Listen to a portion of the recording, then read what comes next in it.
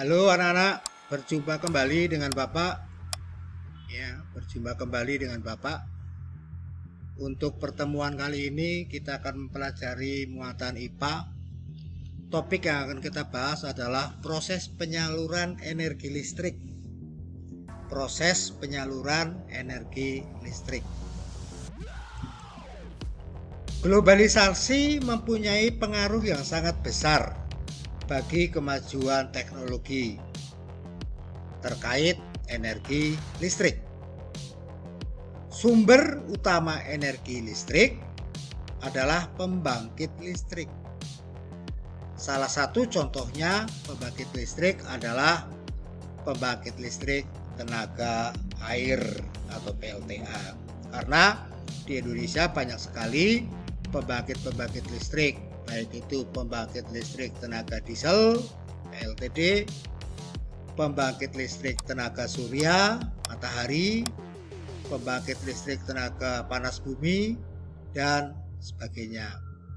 Bahkan sekarang orang sudah mulai mencoba secara mandiri apabila mereka berada di jauh dari perkotaan. PLTA memanfaatkan energi air yang mengalir, tentunya air mengalirnya yang deras.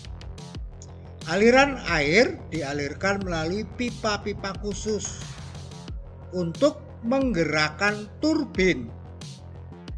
Gerakan turbin tersebut yang nantinya akan diubah menjadi energi listrik di dalam generator.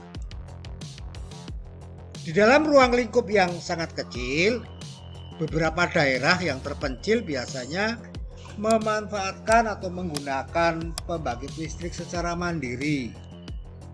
Dinamakan pembangkit listrik mikrohidro. Pembangkit listrik mikrohidro menggunakan aliran air untuk memutar kincir. Kincir air kemudian menggerakkan turbin hingga menghasilkan listrik.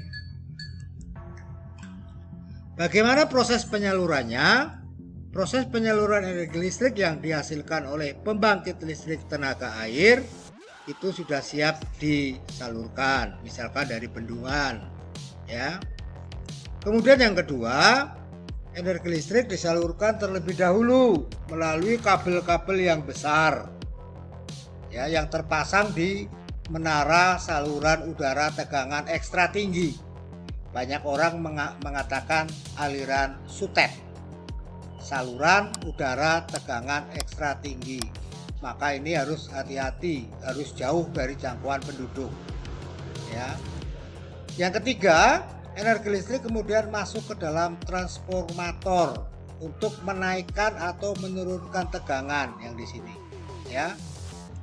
Kemudian yang keempat, energi listrik disalurkan ke pabrik-pabrik. Karena pabrik-pabrik itu membutuhkan energi listrik yang besar, yang tinggi, maka bisa langsung dari saluran tegangan tinggi bisa langsung disalurkan ke dalam pabrik. Karena energi listriknya cukup besar untuk keperluan produksi di dalam pabrik. Yang kelima, energi listrik kemudian masuk ke dalam transformator yang fungsinya untuk menurunkan tegangan, menurunkan tegangan. Kalau sudah diturunkan tegangan, inilah yang nanti akan disalurkan ke dalam rumah-rumah penduduk seperti rumah kita, perkantoran, sekolah, dan lain-lain. Maka tugas kita adalah bagaimana untuk menghemat pemakaian listrik. Terima kasih. Hanya itu yang bisa Bapak sampaikan. Semoga materi yang singkat ini bermanfaat untuk kita semua. Dan pesan Bapak, kalian harus tetap semangat di dalam masa pandemi ini. Harus tetap menjaga kesehatan dan harus tetap rajin belajar. Sampai bertemu kembali dengan materi yang berbeda. Thank you.